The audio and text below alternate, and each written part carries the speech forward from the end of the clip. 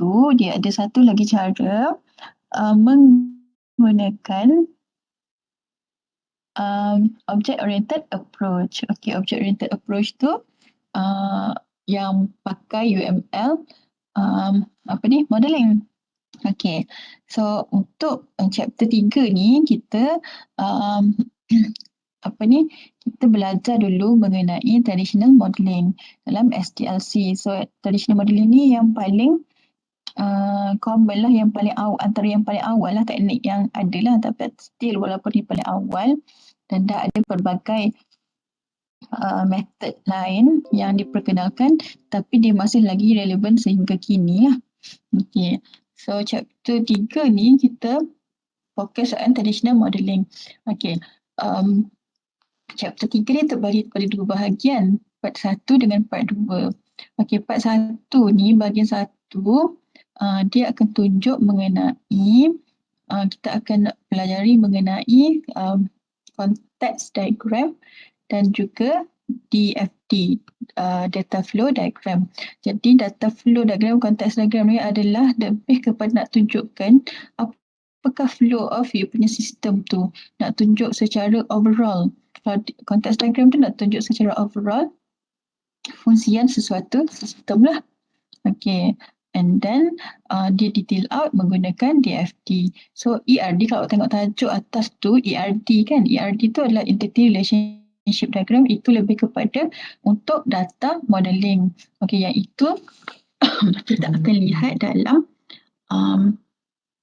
chapter 3 ni part 2, bahagian 2. Okay, kita teruskan dulu lah. So untuk chapter objektif, untuk chapter ni, apa yang sepatutnya you all tahu, first kali you will describe lah the data and process modeling concept and tools, including data flow diagram, data dictionary and process description. Okay, so untuk hari ni kita akan tengok data flow diagram je dulu. Okay, data flow diagram ni sebelum tu ada konteks diagram lah. Okay, and then describe the symbol used in data flow diagram and explain the rules for their use. Okay, nanti kita akan jumpa ada pelbagai simbol. Sebab, okay, dalam modeling ni, dalam traditional modeling ni, dia menggunakan graphical punya notation lah untuk dokumentkan details yang kita dapat daripada fasa analisis sebelum ni. So ni dah nak slow-slow masuk ke part design lah. Okay. So data flow diagram ni kita kena buat in sequence. So kalau apa beza object oriented dengan structured approach? So yang ni dia ada sequence dia, kena follow satu persatu sequence dia, rujukan dia. Jadi kita tak boleh nak simply macam lompat lah seperti mana macam dalam OO approach.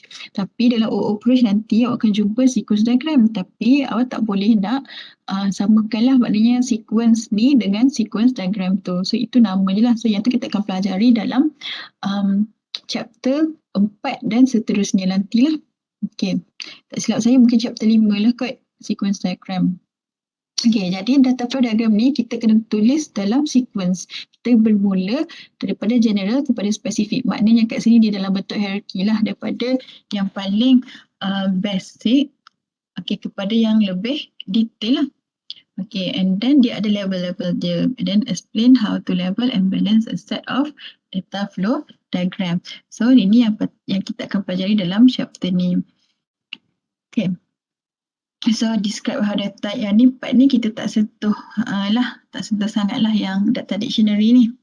Okay, sebab nanti kita akan masuk ke data bahagian macam mana nak prepare untuk buat database. Kita tak buat database tapi kita nak buat ERD, sebab daripada ERD tu kita boleh kembangkan untuk jadi database. Itu yang awak belajar subjek database. So which is ada benda yang awak dah pelajari dalam subjek database, awak akan jumpa balik dalam subjek ni lah. Okay. Alright. Okay, dalam chapter ini, okay, you will develop a logical model of the proposed system and document the system requirement. System requirement tu antara partnya yang kita dah buat dalam sebelum ni. So itu adalah system requirement lah, and then logical model. So ini adalah you akan buat lah logical model, which is buat DFT semua ni lah. Okay. Alright. As the overview, okay, sistem analis ni adalah salah satu daripada jenis-jenis pekerjaan lah, macam pekerjaan kot yang ada dalam IT lah. Okay. Sistem analis ni dia menggunakan pelbagai graphical teknik lah untuk describe an information system. Okay, kita boleh kata sistem ni yang kita akan cakap daripada sudut layman, daripada penggunaan term layman lah, penggunaan term biasa kan. Saya cakap okay, sistem ni buat ni, buat ni. Okay, tapi user pun kita sebagai user, orang biasa ataupun user dia akan bagi tahu user ke klien ke akan beritahu lah dia nak sistem, okay, sistem yang ada fungsi macam ni sekian, okay, nak sistem yang boleh buat itu, boleh buat ini, lepas tu boleh guna kat situ, kat sini kan. Okay. Dan mula-mula dia beritahu sistem ni start dengan ni dulu, lepas tu masuk data macam ni, lepas tu okay, sistem ni processing macam mana, nanti output apa yang akan keluar. Okay, itu adalah daripada segi layman term. Okay, and then when it comes to IT person, so salah satunya adalah sistem analyst lah. So dia akan analyse requirement yang dia dapat daripada klien dia, which is the user lah, expected user kan.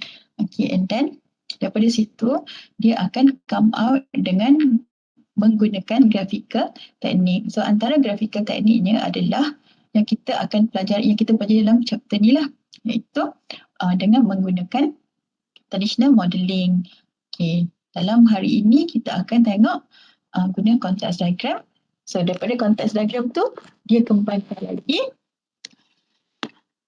and then dia akan hasilkan DFT. DFT pula dia akan start daripada the most general, dan dia akan elaborate lagi, dia akan expand lagi kepada level-level yang lebih level lain lah, maknanya untuk tahu the details of the information system tu punya description.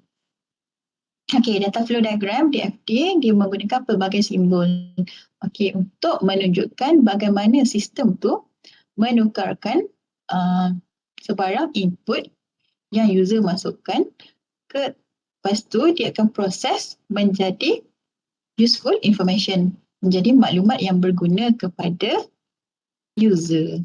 Okay, so tu data flow diagram. So ada pelbagai simbol, tapi simbol dia tak banyak sangat lah. Simbol dia ada, nanti kita akan tengok lah. Okay, ada a few symbols. Okay, dia mudah je, dia straightforward je. Data flow diagram ni. Okay. So apa tujuan data flow diagram? Okay, kenapa ada data flow diagram? Okay. So data flow diagram ni dia menunjukkan bagaimana data yang user inputkan, yang user masukkan akan bergerak dalam sistem yang kita guna tu lah.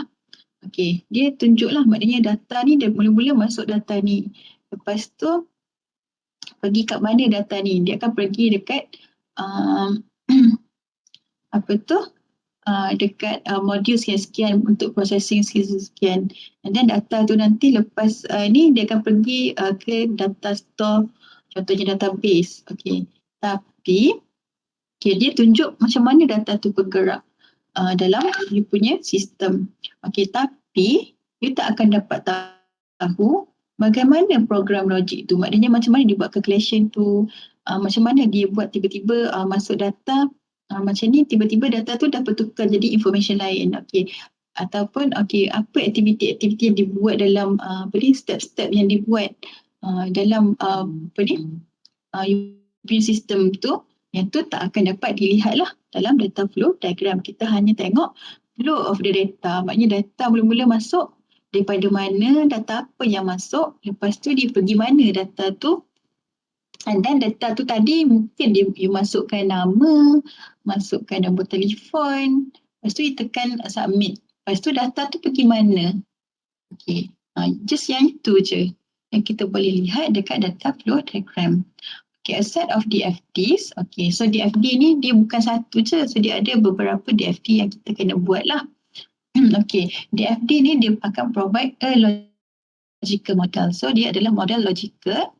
Okay, that show what the system does. Dia hanya tunjukkan sistem tu buat apa, tapi tak tunjukkan pun macam mana caranya sistem tu buat modul-modul tersebut, buat benda-benda ataupun features-features ataupun function-function tersebut. Dia tak tunjuk macam mana cara buat, tapi dia hanya tunjuk, dia hanya kita just tahu, okay, bahagian ni buat ni, sistem ni buat ni, itu je kita tahu. Macam mana dia buat, kita tak tahu dia detail.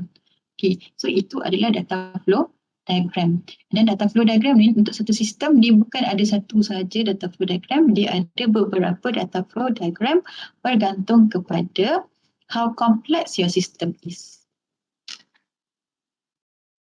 Okay, so sampai kat situ you all okay ke tak okay?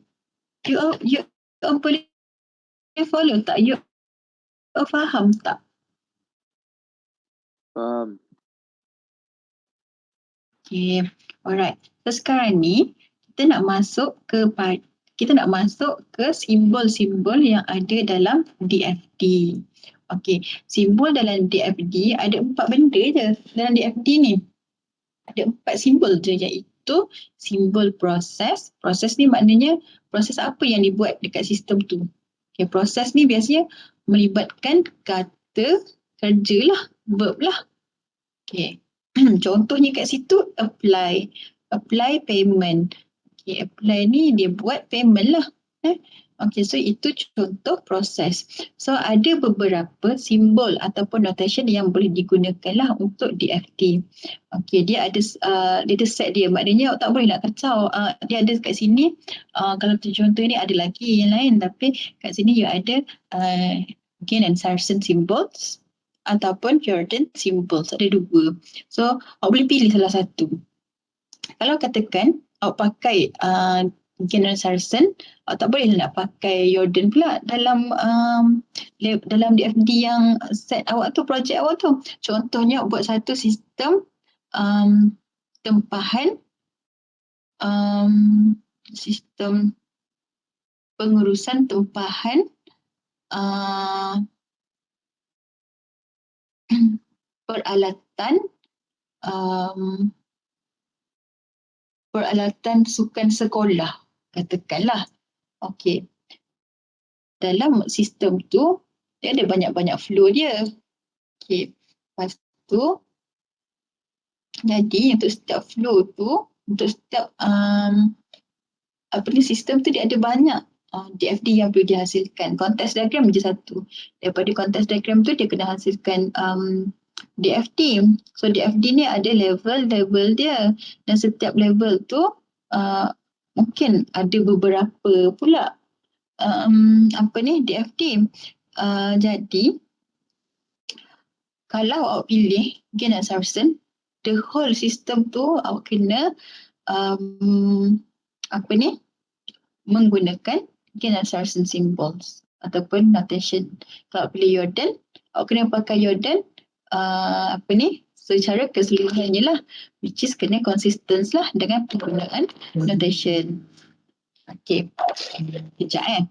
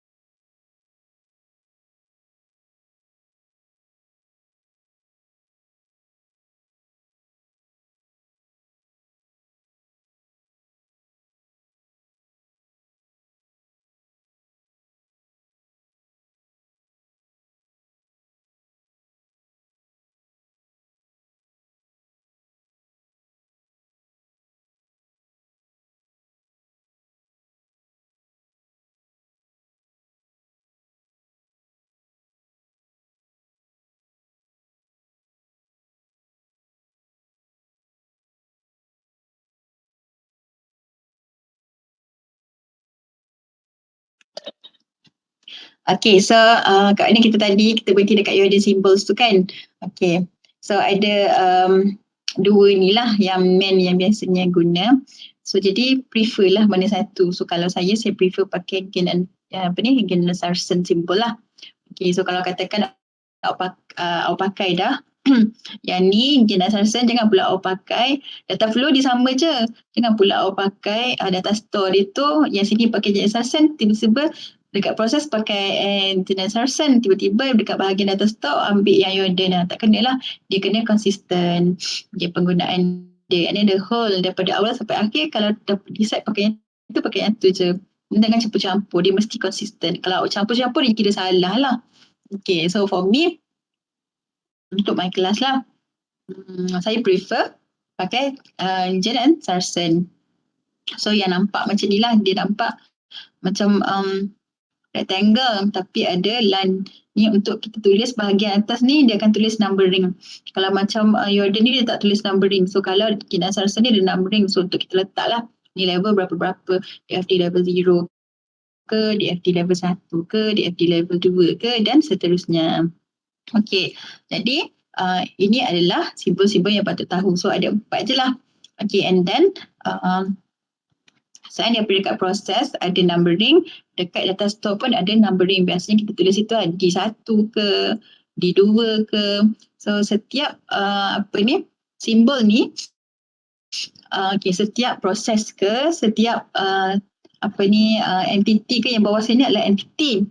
And then setiap data store ni ke, dia tak boleh menggunakan nama yang sama. Dia mestilah unik. Kalau guna nama sama, itu menggambarkan modul yang sama je. Okay, so that's why lah dia tak boleh redundant.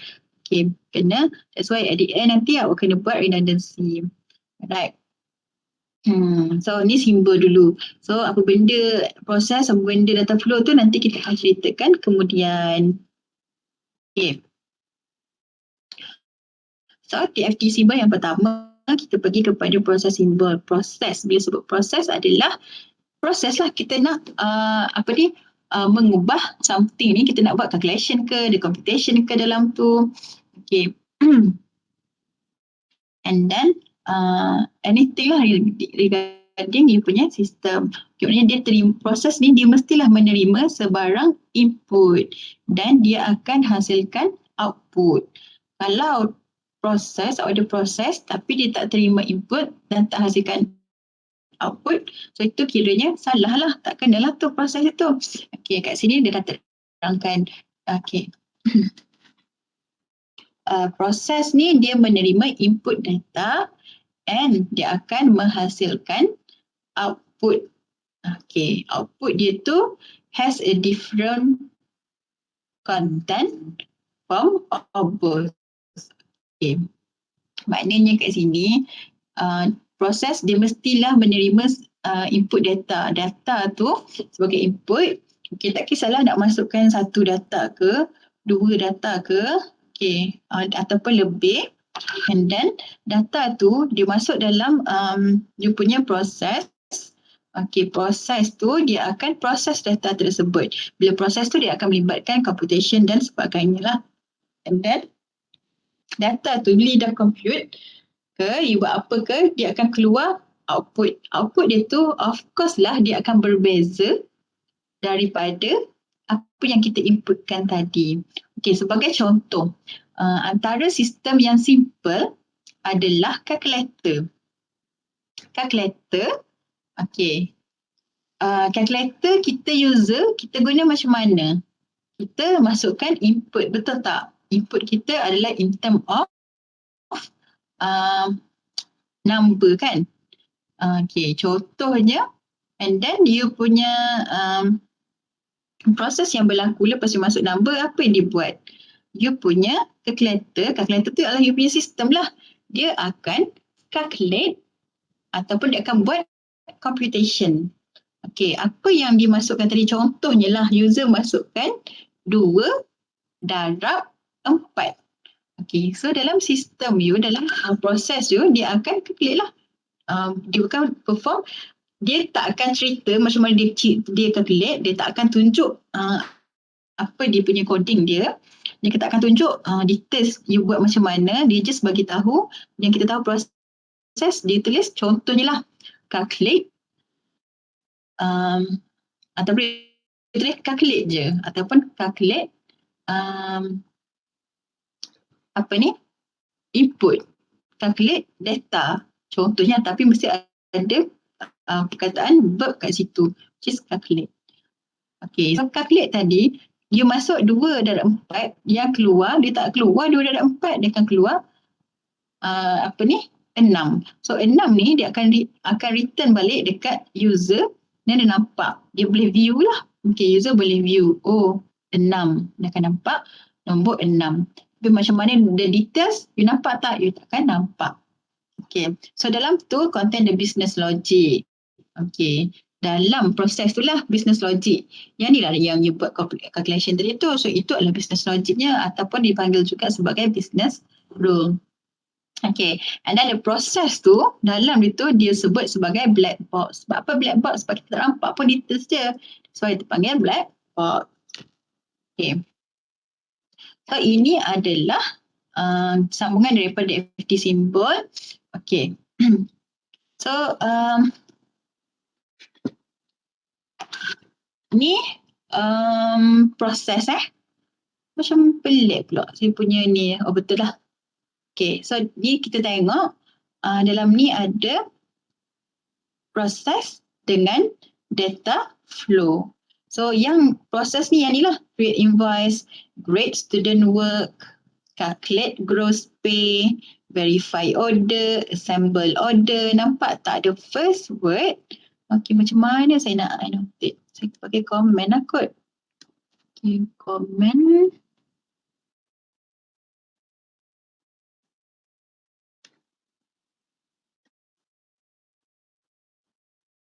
Okay. Comment Okay, nampak tak? Okay, kat sini adalah data flow. Ni semua data flow ni.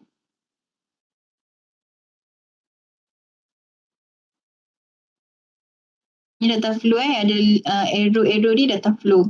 Lepas tu yang bahagian dalam kotak ni digunakan general insertion. Okay. So nampak tak? Create invoice. Nampak tak perkataan create? Okay. Okay, ni create. Create ni menunjukkan verb, perbuatan lah. Kata kerja, menunjukkan perbuatan. Okay. Yang ni grade student work. Okay. Grade student work. Beri markah dekat assignment student. Okay. Assignment student ke, bagi markah dekat test ke. Okay. So ni bukan orang yang buat tau. Jangan fikir grade student work tu adalah lecturer bagi markah. Bukan. Sistem tu akan buat grading secara automatik dekat assignment yang student submit dekat sistem. Sebagai contoh, yang you submit dekat Kelip. Contohnya you ambil quiz dekat Kelip ke. So bukan lecturer yang buat secara manually. Sistem akan buat secara automatik. So ini adalah dia punya flow, proses dia lah. Grade student work. Dan nak nampak kat sini lagi, calculate gross pay.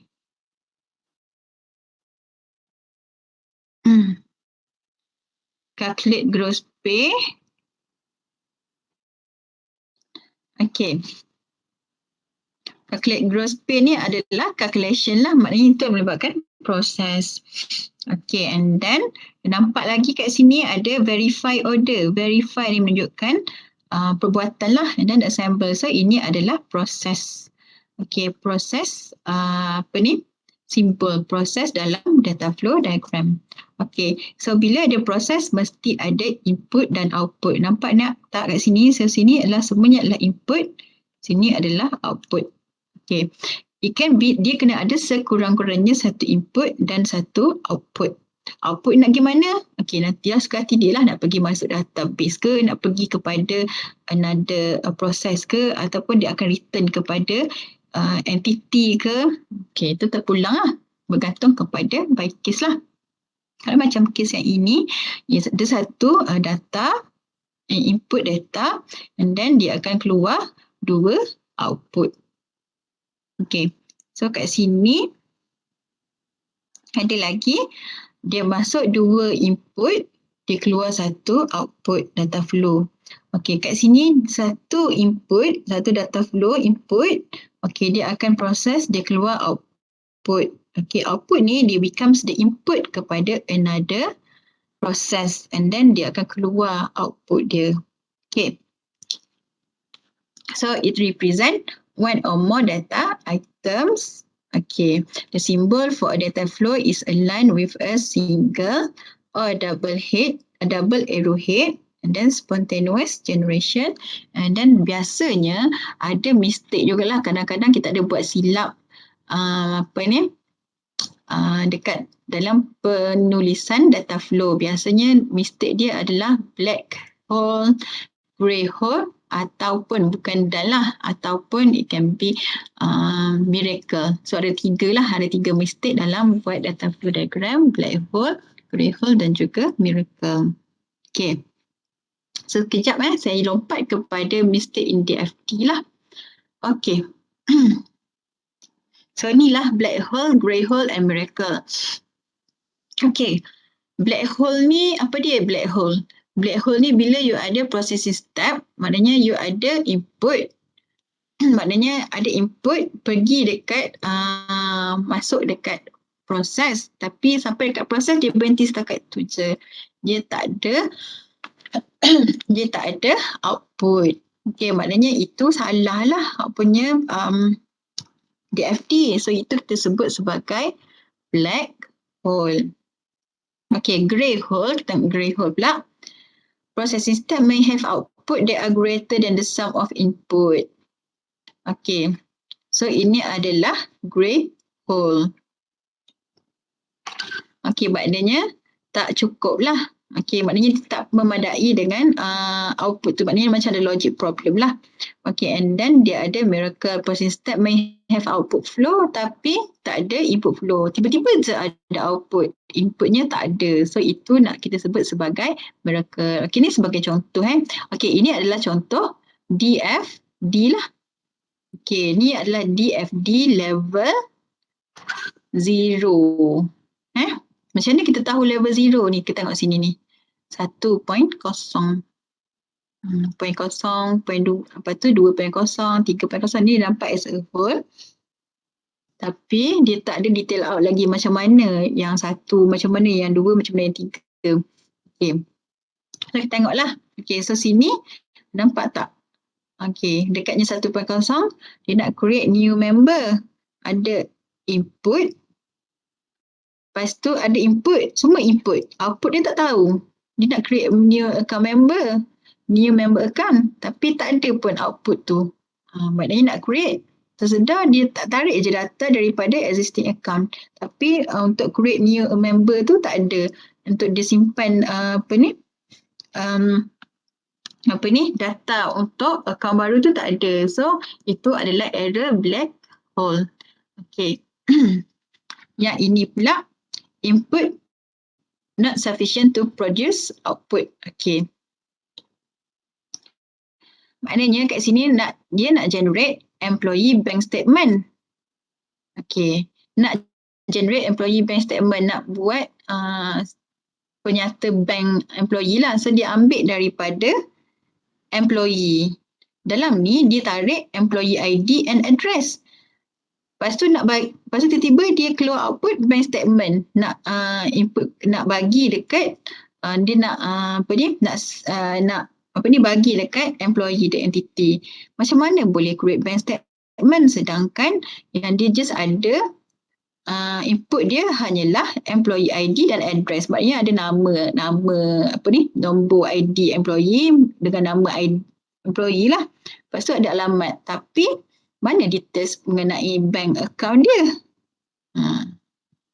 Sepatutnya kena adalah detail mengenai bank account, barulah kita boleh hasilkan bank statement. So nampak tak? Tak cukup input untuk hasilkan this output. So ini adalah grey hole. Okay, dan yang ketiga, area yang ketiga, outputs but no inputs, a miracle. So ini adalah miracle. Keajaiban lah berlaku kan. Maknanya macam tiba-tiba je keluar tapi inputnya dari mana? Okay, ada output, freeze account number, modify account status. Lepas tu apa yang menyebabkan dia nak freeze account number? Okay, dan dia just ada kat sini frozen account notification dengannya modified account status. Tapi apa yang menyebabkan input yang menyebabkan dia freeze this account number? Tak ada.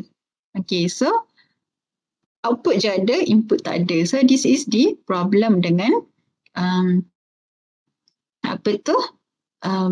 mistake dengan DFD. Okay, kita sambung lagi. Okay, tadi kita tengok data flow dan juga kita tengok proses. So ni kita tengok ni pula data store. Data store simbol ni tanda dia.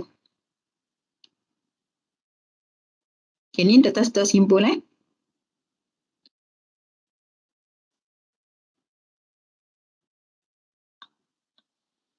Okay. Ada rectangle, lepas tu ada ruang kat sini. Rectangle, lepas tu ada kotak sebelah kiri. Untuk letaklah you punya data store number. Okay, data store symbol, it represent the data that the system stores. Okay. Maknanya data store ni, dia nak tunjukkan database kita, kat mana kita simpan data kita. And then the physical characteristic of a data store are unimportant because you are concerned only with the logical model. Okay, kita just tahu, okay, ni data store, okay, data ni, anything mengenai customer payment, disimpan dalam daily payment. Anything mengenai account, so dia just letak dalam account. Okay, dan seterusnya lah, apa-apa mengenai passion dia disimpan dalam data store passion. Tapi details dia dibuat macam mana, physical dia macam mana, apa table-table dalam tu, so kita tak concern lah dalam DFD. Okay, and then kita tahu jugalah data flow dia, maknanya mesti ada input lah. Okay, tak boleh ada tiba-tiba ada seketul je kat situ data store, tak tahu pun ada input daripada mana, dan data tu simpan situ je, tak ada siapa-siapa guna pun tak boleh lah. Maknanya ada input masuk, ada input keluar, input masuk, input keluar, dan input masuk balik, dan it's okay lah. Okay.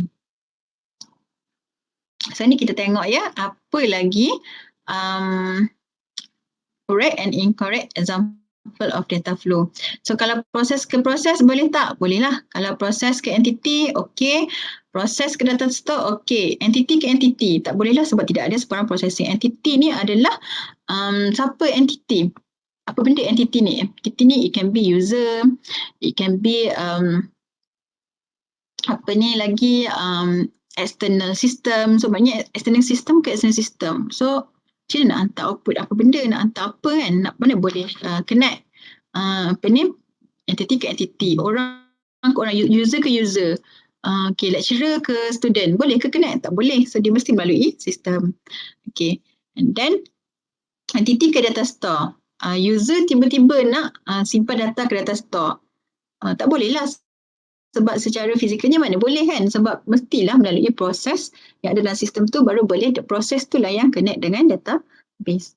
Okay, and then data store ke data store pun tak boleh, maknanya antara data store tak boleh, maknanya dia mesti melalui any proses lah. Okay, baru boleh sambung. Okay, so creating a set of DFD to create a graphical model of the information system based on your final result. Okay.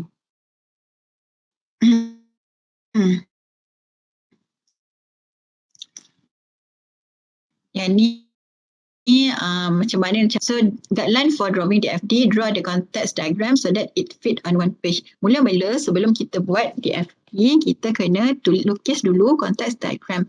Context diagram ni dia tunjuk secara overall kita punya sistem kita, which is dalam tu kita nampak the main kita punya sistem, and then apa dia punya entity. Sebab kita nak tengok dia punya environment dia, and then dia ada data flow. Dia tidak akan ada data store lah dalam context diagram. Okay, biasanya kita akan menggunakan nama of the information system as the process name in the context diagram. Sebab dia akan ada satu je process name dekat dalam context diagram. Okay, contohnya buat sistem tempahan asrama. Jadi konteks diagram tu dalam level proses dia tu, dalam simbol proses tu, dia punya nama dia akan jadi sistem tempahan asrama. Okay. And then use unique names within each set of symbols. Semuanya symbols tu mestilah ada unique names dia. Okay. And then next lagi guideline dalam drawings DFD tak boleh nak cross line. Jangan ada line yang bertindih. Kalau maknanya tak boleh lah, maknanya awak ada sini sebab awak pergi tindih sebab awak cakap tak muat. Tak muat, tak boleh. Maknanya okay, lepas tu ada data store contohnya lah. Okay. Okay. Lepas tu ada entity sini.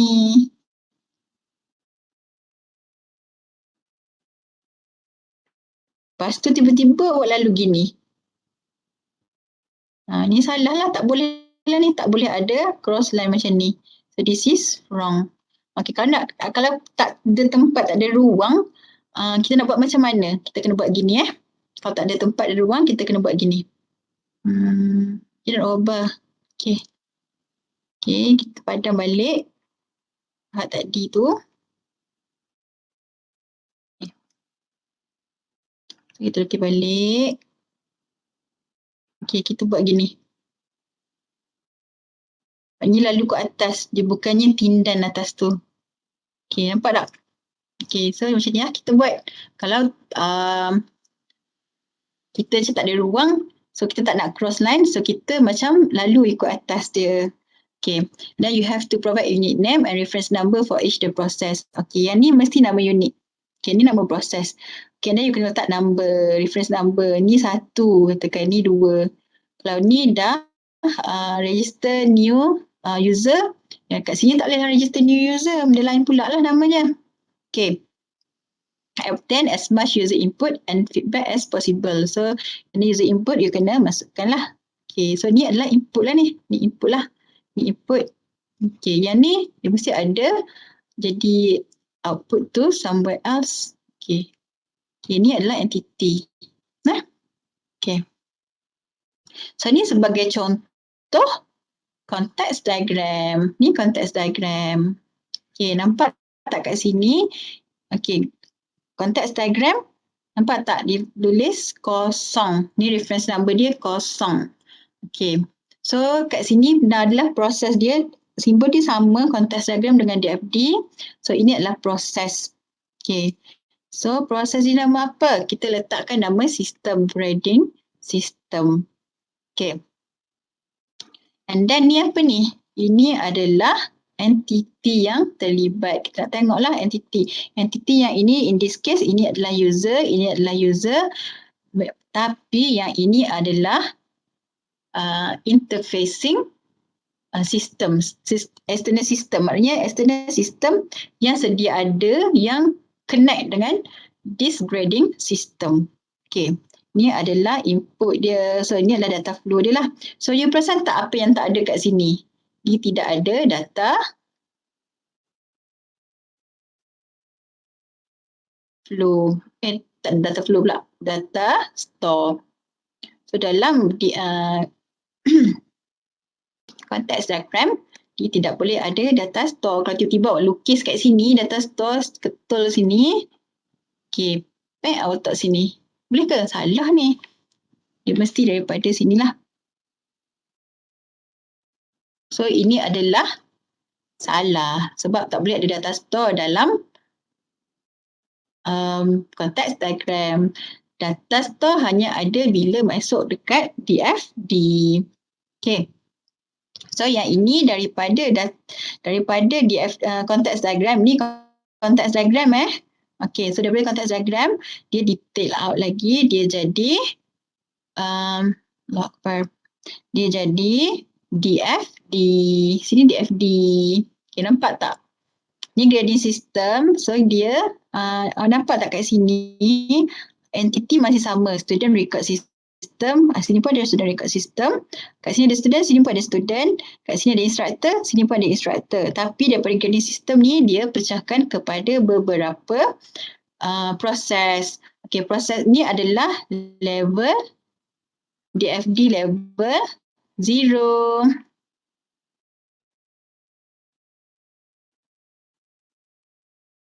Okay, so ni konteks diagram, dia elaborate, dia pecahkan, dia kembangkan, bukan pecahkan, dia kembangkan, dia menjadi DFD level 0.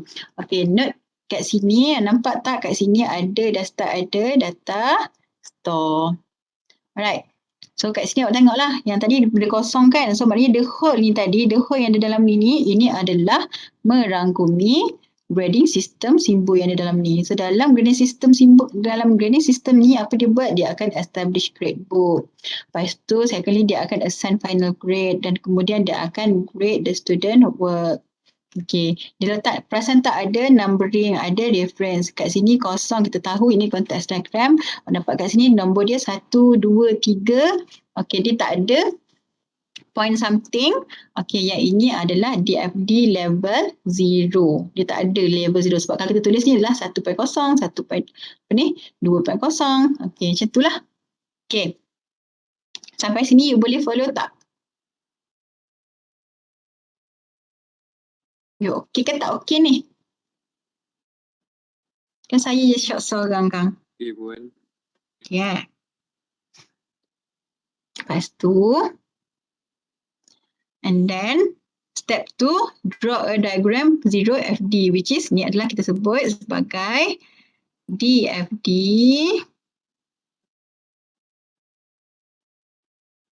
level 0.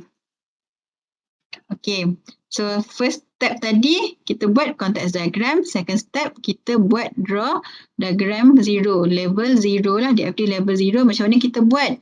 If same data flows in both direction, you can use a double headed arrow. Maknanya contoh dia kat sini, maknanya kalau macam ni lah kan, yang student record system final grade ni kan, final grade maknanya dia sebenarnya dia macam ada dua arrow lah kat sini. Dia ada gini satu, so dia gini satu. Jadi dia combine, apa dia buat? Dia pun buat sekaligus ni, satu line. Lepas tu dia buat ada bidirectional, ada two headed arrow. Okay, diagram 0 is an exploded view of process 0. Process 0 yang mana? Yang ni lah. So diagram 0 is an exploded, maknanya details lah of process 0. And then dalam DFD level 0 ni dia adalah parent diagram untuk child diagram lah. So nanti dia akan jadi ada child diagram lagi. Contohnya child diagram ni which is satu ni kita boleh kembangkan lagi jadi DFD level lain pula lah, DFD level 1, iaitu adalah child kepada level ni. Okay, yang tu kita akan tengok nanti. Okay, and then lepas kita buat level 0 tadi, kita akan lukis lagi the lower level diagrams. So ni contohnya untuk daripada level 1 kita pecahkan, kita detail outkan lagi, dia jadi level 1. So ini adalah DFD. Tadi level 0, level 0 ni adalah DFD level 1. Level 1 ni maknanya lebih rendah lah berbanding level 0. Jangan salah faham. So macam mana kita nak tahu? Nampak tak ni kat sini? 1.1, point 2, point 3. Maknanya ada 1 decimal point. So itu level 1. Must use leveling and balancing technique. So uses a series of increasingly detailed DFD lah. Okay. So ni contoh dia buat lower level diagram. So ni tak jelas sangat lah. Okay, so kita stop sampai situ. Kita tak masuk lagi data dictionary. So yang ni bahagian kita nak continue dengan ERD pula. Okay, ni saya tunjuk dulu lah contoh dia. Okay, context diagram. So ni contoh context diagram daripada process name. Ni process name lah. So ni adalah nama sistem. Lepas tu ada entity apa. And then ada dia punya data flow. Okay. Jadi level 0. Proses dia tu, daripada nama sistem tadi kita kembangkan kepada berapa proses dalam tu. Okay, mungkin ada 3, ada 4. Dalam kes ni kita tunjuk contoh 3 je. And then entity must be cukuplah kalau tadi ada 2 entity, kat sini pun ada 2 entity. Ni silap ni bukan entity A, ini adalah entity B. Dan nampak tak flow dia? Kat sini ada X, ada Y, ada Z. Lepas tu dia ada tambahan lagi lah. Sebab ni baru kita ada data store. Okay. Lepas tu daripada level 0 ni, setiap satu ni kita boleh pecahkan pula ni. Kita akan detail outkan lagi. Maknanya level 1 ni kita akan jadi level proses untuk proses Q ni dia akan jadi level 1. Untuk proses R ni akan jadi another diagram jadi level 1. Proses R ni pula pun samalah ni, proses R ni silap ni, 1 PQR ni. Okay, PQR. Salah nombor ni. Okay, lukis sikit nanti awak confuse. Okay, ni P, ni Q, ni R. Okay, ni X, Y, Z. Betul lah. Ni B. Ni saya silap lah itu. Lupa nak baikin. Okay, ni entity B. Maknanya setiap satu ni dia akan pecahkan kepada DFD level 0. Level 1 ni level 0 jadi level 1. Ni akan jadi another level 1. Maknanya kena lukis pula tempat lain jadi level 1 lain pula. Okay, ni pula jadi another level 1. Maknanya kat sini untuk this level 0 awak akan ada at least 3 lah level 1 diagram. Maknanya akan ada 3 DFD lain pula untuk level 1. Daripada level 1 tu kita boleh kembangkan lagi.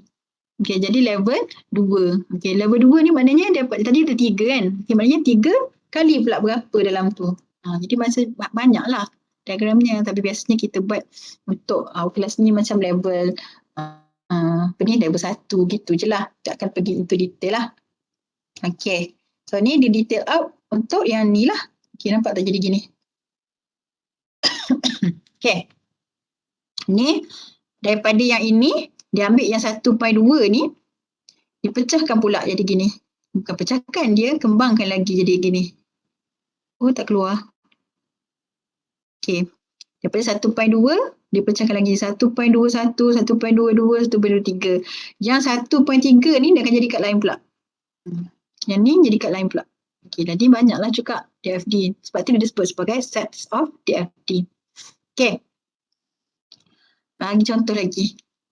So ni adalah contoh konteks data flow diagram. Ni adalah konteks diagram.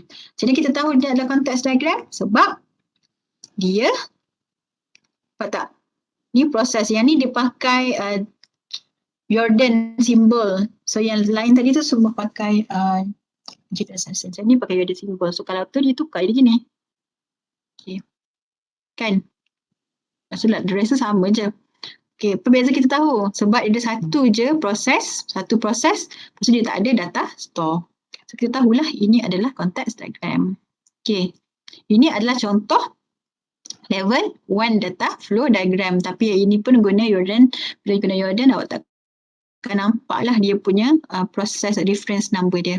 Okay, and then okay, saya nak tunjuk yang ini. Tadi saya dah tunjuk sikit black hole, grey hole and miracle. So ini adalah antara common mistake dalam orang buat DFT. Okay, ini adalah illegal data flow. Tengok ni, sama juga yang tadi sebenarnya. Okay, entity ke entity tak boleh lah. Okay, entity ke data store pun tak boleh. Data store ke entity pun tak boleh. Data store ke data store pun tak boleh. Okay. Lepas tu, okay, another mistake. Nampak tak? Dia tak boleh buat apa ni? Customer ni. So dia tak boleh ada something else, maknanya something extra yang tak ada keperluan. So kat sini root transaction. Okay, so kita just customer transaction, lepas tu dia berdasarkan root transaction. So ni based untuk order, untuk payment, untuk complaint. So tak perlulah. So customer make order, dia akan proses dekat order. Customer make payment, dia akan proses payment. Customer make complaint, dia proses complaint. So dia tak perlulah ni. Sebabnya apa benda dia buat dalam ni? So tak ada benda dia buat dalam satu kelas. So just macam discard je, so kita je straight away macam ni lah. Okay, and then satu benda lagi. Bill and credit voucher. So 1% authorized payment by bank card. Okay, and then keluar credit receipt. Okay, lepas tu dia satu line je, satu hala. So tak boleh lagi ni. Dia keluar macam ni. So authorized payment, so untuk customer dia akan keluar customer receipt. Untuk ke credit voucher due, so dia approve credit voucher. Okay, and then sale, so dia akan masuk ke payment. So ini antara mistake lah yang perlu dielakkan lah semasa kita buat DFD. Okay. So yang ini nanti saya akan share, saya akan bagi dekat group, dekat yang Telegram, and then last kali kita ada exercise untuk buat context diagram and DFD. Okay.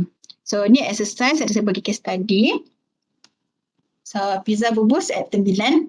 Siapa pernah pergi ke Tembila? Kat situ ada bukit yang glamour, satu Malaysia kenal. So, ada bukit bubus. So siapa yang minat paragliding ke, minat hiking ke, bolehlah cuba naik Bukit Bubus tu. Okay, so it just macam dekat sangat. Boleh dekat sangat lah dengan kampus Tembila. So Pizza Bubus at Tembilan wants to use an online ordering system to take online orders for pizza and chicken wings. So sorry lah, saya punya contoh saya ni punya soalan pasal makan-makan dalam bulan puasa. Jangan bayangkan lah. When existing customer of Pizza Bubus at Tembilan want to make orders, they are required to log in by entering their username and password. If it is the first customer, the customer may choose to register a new account or can log in as a guest by providing their email and phone numbers when the order is taken. Orders number, items order, total prices using tax and delivery charge will be calculated and displayed to the customer. Occasionally, special offers or coupon will be displayed to the customer. After that, the customer are required to make the payment for the order to be confirmed. Sebenarnya kena bayar dulu lah baru boleh confirm order sebab dia tak nak buat payment yang cash lah ni. So a confirmation of order will be displayed and emailed to the customer. So the orders are then given to the cook and receipt will be printed. Delivery man will give the customer a copy of receipt. During the delivery time, weekly and monthly totals were kept for comparison with previous year for the manager to monitor how the business is doing. Okay. So ada beberapa soalan. Okay, so read a summary of business activity for making order at Pizza Bubus at Tembilan. So business summary ni, business activity ni tulis ni lah. Maknanya, okay, first user blah, blah. So first user kalau if it is an existing customer, they are required to log in by entering their username and password. Okay, nombor 2, if it is the first time customer, the customer may choose to register a new account or can log in as a guest by providing their email and phone number. Itu second. Okay, yang ketiga dan seterusnya lah. Okay, so itu adalah summary of business activity. Yang kedua, draw a context diagram for Pizza Bubus at Tembilan. So bear in mind that bila context diagram, automatically proses tu adalah nama sistem lah. Okay, and then context diagram tu apa benda you kena identify lah apa entity yang terlibat. So entity ni it can be a user ataupun it can be an external system. Okay, and then draw a DFD level 0. So lukis DFD level 0. So kena pecahkan daripada situlah. And then so just nak tunjuk proses yang utama je. And then daripada proses utama tu buat DFD level 1 untuk add new customer. Okay, so itu je tasknya untuk masa lebih kurang 20 minit lagi. Okay, silalah buat. Okay, so ni buat sendiri je, tak ada nak submission ke apa pun. Okay, so nanti soalan mesti dengannya nota-nota yang lain ni saya akan share lah dekat dalam grup Telegram. Okay, so ada apa-apa nak tanya ke nak apa ke? Kalau tak ada nak tanya. Okay. Oh, ada je software. Boleh pakai apa ni visual ni ke, adalah a few software untuk digunakan. Nanti saya akan share lah. Tapi Lucid Chat, so tu antaranya lah. Tapi kadang tu ada yang berbayar. Lepas tu dulu macam boleh guna dekat Visual Studio dan ada lagi lah pelbagai apa ni, tools lah yang boleh digunakan. Cari je online, ada je. So boleh pilih, setengah tu dia boleh pilih lah nak annotation apa. Okay. So ada apa-apa soalan lagi ke? Exam nanti akan masuk chapter 3.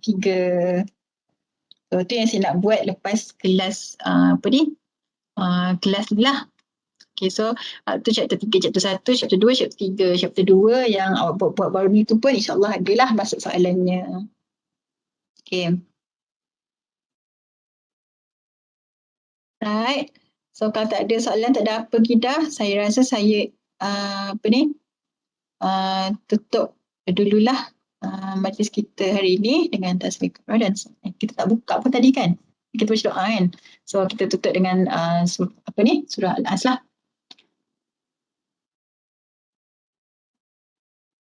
Okey, kita jumpa balik pada minggu hadapan. Assalamualaikum warahmatullahi wabarakatuh.